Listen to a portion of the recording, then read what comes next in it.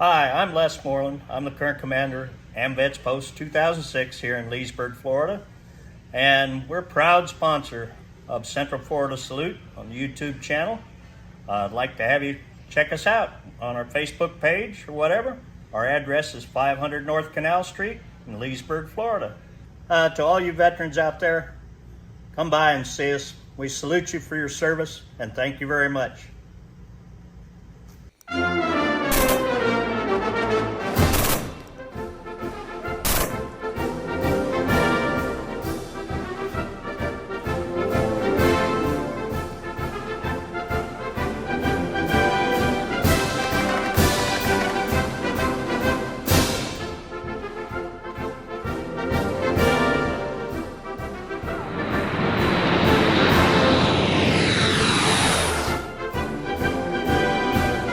Hello, welcome to Central Florida Salute YouTube.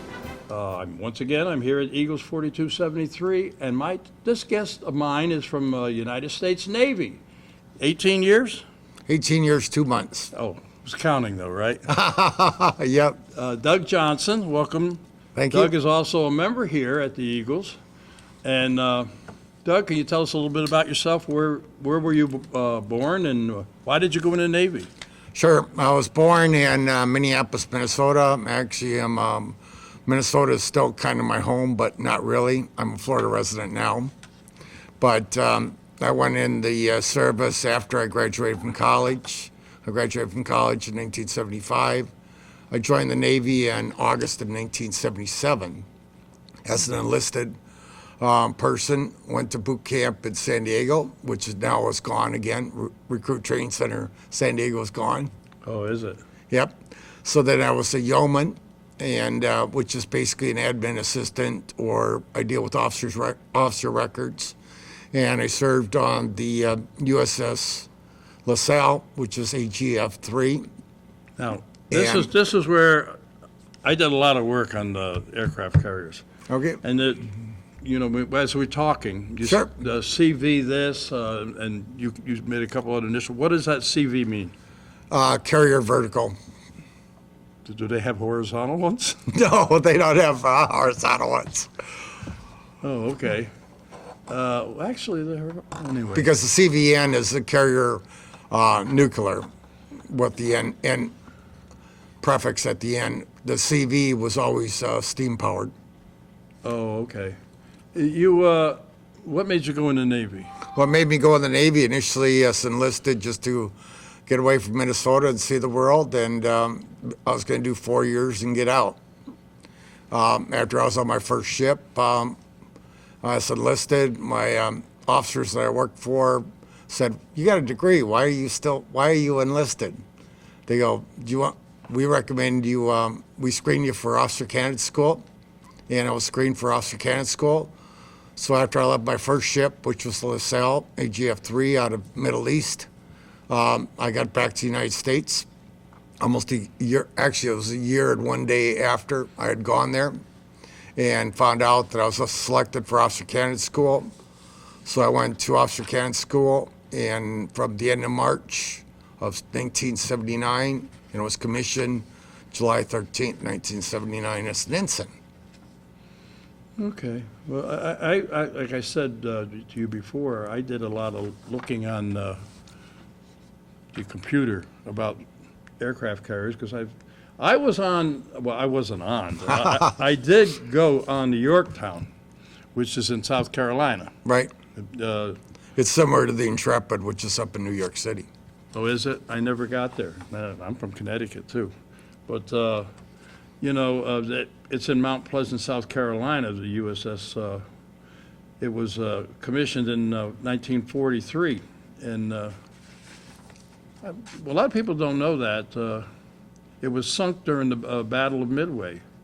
The USS. They built another one right away. Correct. You knew that? Yep. That way there to confuse the enemy. But I'm amazed. What did you do on the aircraft carrier? Well, after I was commissioned, I served on the USS Forrestal out of Mayport, Florida, which is Carrier 59, the whole number. I was actually the boat division officer, which I was in charge of all Liberty boats on the ship, You were including the captain's gig and the officer barges and everything else. And of course, being in deck department, I was responsible always for if we had man overboard my guys manned the lifeboat to recover pilots or whoever went overboard.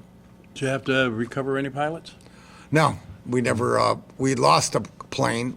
We lost, I think, an S-3 during the deployment, and we lost one other plane, but the helicopters recovered them always. You know what amazed me when I was looking on the computer, the USS America and all that? The size of these ships, and they could have like 5,000, 6,000 people on them? Roughly 5,000 5,000? was the standard, but that also included the air wing detachment. Ship's company was about approximately 2,500, and the air wing itself was about 2,500 people. The air wing, that's the pilots and the crew and all that? The pilots, the crew, and the maintenance department for the squadrons. So it's quite conceivable. You could be out to sea for a year and never meet the guy on the other end of the boat, right? Oh yeah, there's numerous people that I probably never met that, like. That amazes me how big these things are. I mean, like I said, I was on, the Yorktown is in South Carolina, where you can visit it. It's part of the Parks Department. Right. It's with the Parks Department. You should have said that before. Help me out here. Sorry about that. But yeah, and that's one of the planes on there was the same kind of plane that President Ford flew, but during World War II. But anyway, it's just amazing. How many ships were you on? I don't know, probably about 8 or 9 ships. I don't even remember, without counting them all, without giving you the names of all of them. Okay, so you did. One thing I found out, we have 19 of them. 19 what? Aircraft carriers. At one time. Yeah, well, that's according to the computer. Well, not anymore. We have 11 aircraft carriers. Really? Oh. What amazed me is you start looking at all these aircraft carriers and all the different countries that have them. Right. I would thought like, okay, Great Britain, Russia, us, but a lot of the small countries, they may have one, but they have Right. an aircraft carrier. Did you get to many different places, ports? You get to see a lot of people. Oh yeah, I've deployed to North Atlantic. I deployed to the Mediterranean numerous times, Middle East Force, around South America. I did a Western Pacific. And during my one shore tour, which I didn't consider a shore tour, I ran patrol boats in Panama Canal. And then we deployed throughout South America to Peru, Uruguay, Honduras, Uruguay. And then, of course, throughout the country of Panama. So what years were you in? I was in from 1977, August 1977, and I okay, retired October Right 1995. after Vietnam. Right after Vietnam, 2 years after. Because I was in during Vietnam, and I was near Port Sathih. It's in Thailand. You never went down there. I was in, did one Western Pacific, but I never went to Thailand. We went to Singapore, we went to Bali, we went to Hong Kong, Japan, South Korea, excuse me. I'm kind of interested in your job. Your job was like cruise director. No, it's far from being your cruise director. Well, you say you got, Liberty, or what? How did you do that for Liberty? If guys want to go off the ship did you in charge of that? No, I wasn't in charge of that, but on the Forrestal, I was in charge of making sure the Liberty boats ran, because aircraft carriers usually don't pull in to a pier. They usually have to anchor out when they go into a port. Almost very few ports we were able to ever go pier side. One was Marseille, France. We could go pier side there because that's where France has an aircraft carrier, so they could actually put an aircraft pier side there. But most of the ports, it was it was always anchor out and then have to shuttle the people in from using Oh, Liberty so you boats. arranged the boats to go in back and forth. Yeah, Correct. with that kind of clout, though, I think you could arrange for yourself to be on one of them boats. Not usually. No? No? So, yeah, one of the things I've noticed with the America, I think that's over 1,000 feet long. 1,069. 100 something. I remember exactly the length of it, but yeah, a little over 1,000. 75 airplanes on it. Yep. I can't imagine how big that is. I mean, did you ever get lost on a ship? Not really, never, because but there's a lot of places, like when I was served on the America, I was a damage control assistant. I was in charge of firefighting. I was in charge of chemical biological warfare. I was in charge of 10 repair lockers. I had roughly 1,000 people working for me. Wow. Oh, that's pretty heavy. You, speaking of aircraft carriers, you think of the Forrestal, you think of the fire that was on there, right? Yep, there was a big plaque on there, but I wasn't on there when the fire occurred. Yeah, but 'Cause because of that, they developed different crews, right? Uh, Uniforms and all that. Well, because of that, they developed better fire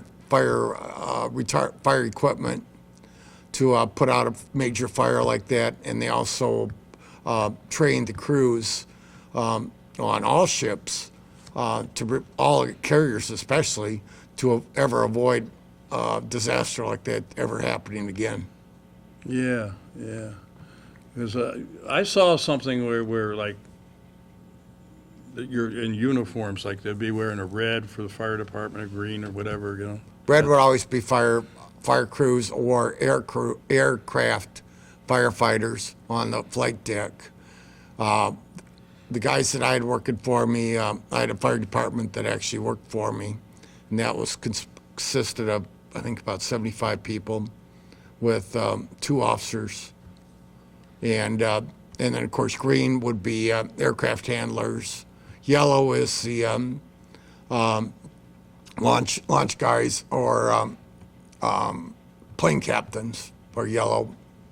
And then, of course, you have your lighting signal officers who help bring in the planes. They're actually officers. They're actually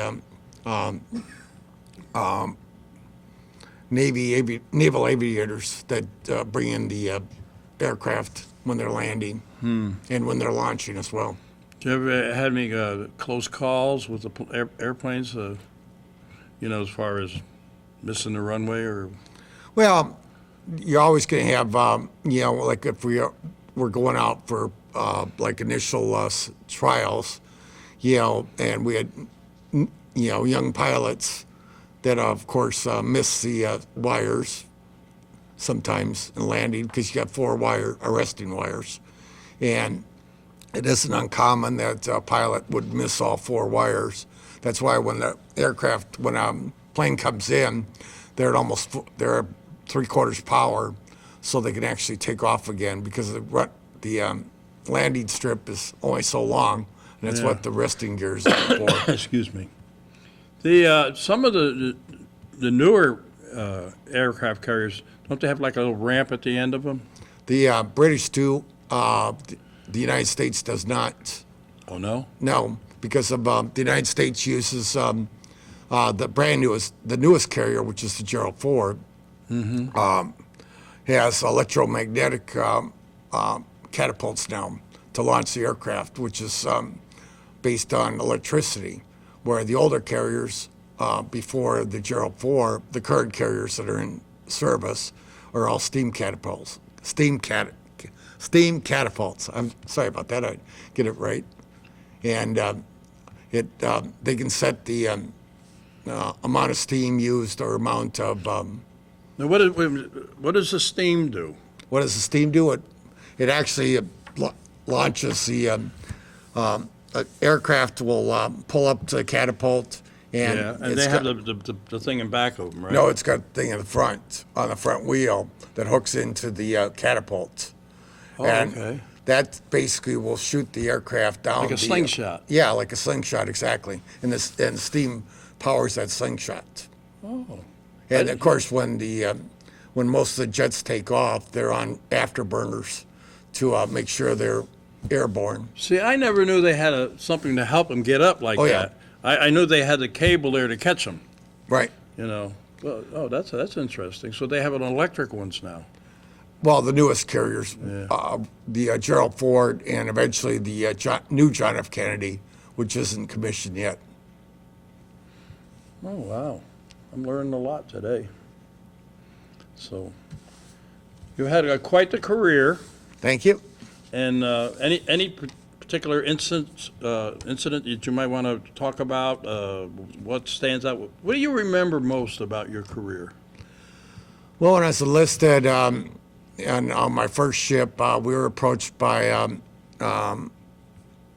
Yemen patrol boat rushed in on us. We were at anchor in the Red Sea, and we had a Yemen patrol boat coming, charged in on us with their guns manned, and all our captain could do is call general quarters, and a little patrol boat can maneuver around the amphib so much easier.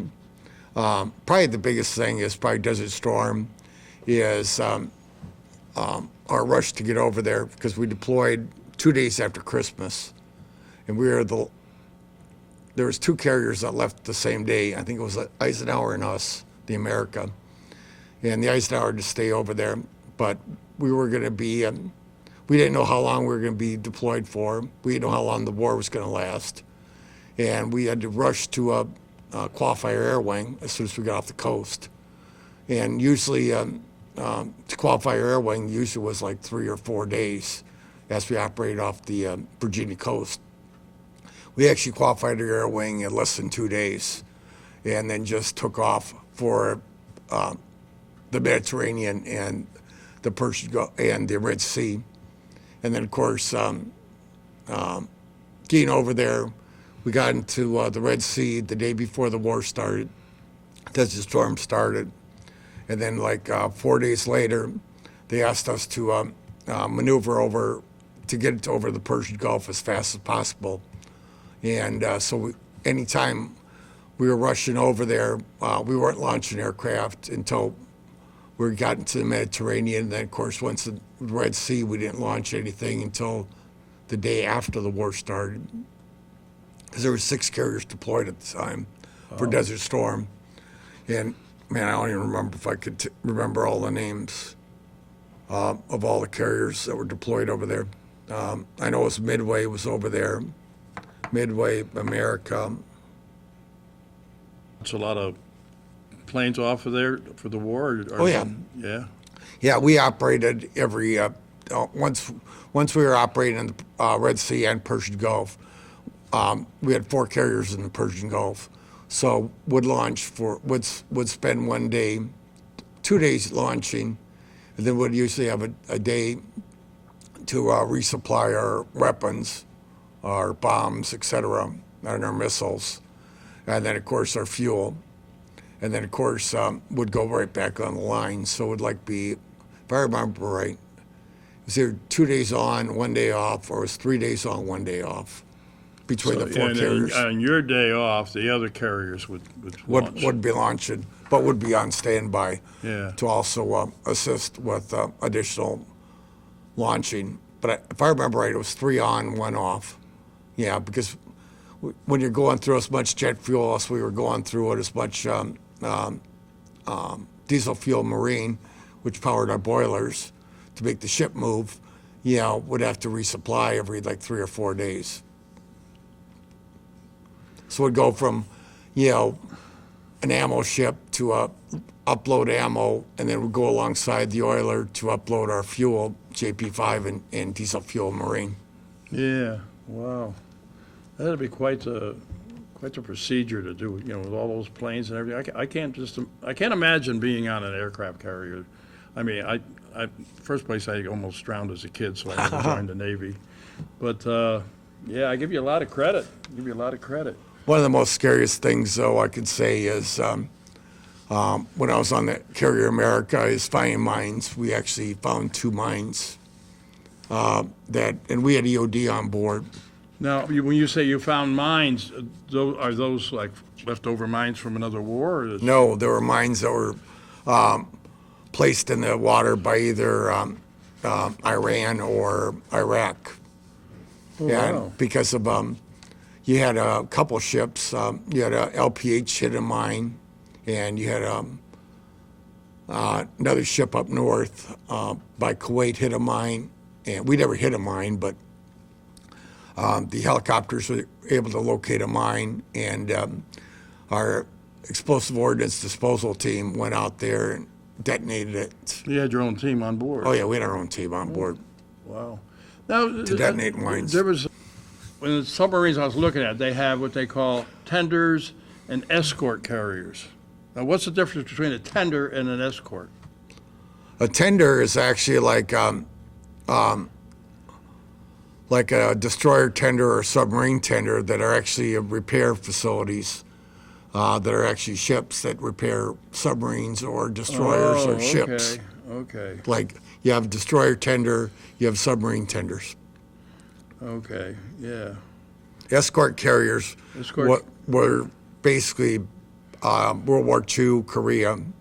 It says that here, escort carriers were patrol and security, and they escorted convoys. Yeah, in World War II and Korea and early Vietnam, correct.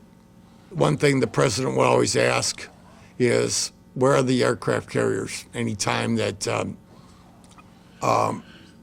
some crisis would come up, the presidents would always want to know where his aircraft carriers were. Now, I got one last question for you. Who's the most popular guy on the aircraft carrier? I know in a submarine it was the cook. Who was the most popular guy It on could have the been you if you're letting everybody get off and go to the. Actually, it was probably the captain. The captain. All the captains of the ships that I was on were all great, and I respected all of them. And a lot of them, if they're on an aircraft carrier, usually make admiral after they get off. They usually selected for admiral. Well, 18 years and 2 months. Yep. Well, I want to thank you for your service, but I think we're going to wind this interview up because I think we're getting ready for another event coming in here, and we got to make room. I hear you. But yeah, you are a member here at the Eagles. You're also a member down at the AMVETS, and I want to, like I say, I want to thank you for your service. Thank you very much. And we're going to say goodbye, and this is how we do it. So you got to join me. Okay. We're going to look at that camera right there. Okay. To all our veterans out there, our active military and their families, we salute you for all you do. Till next time. Okay, thank you.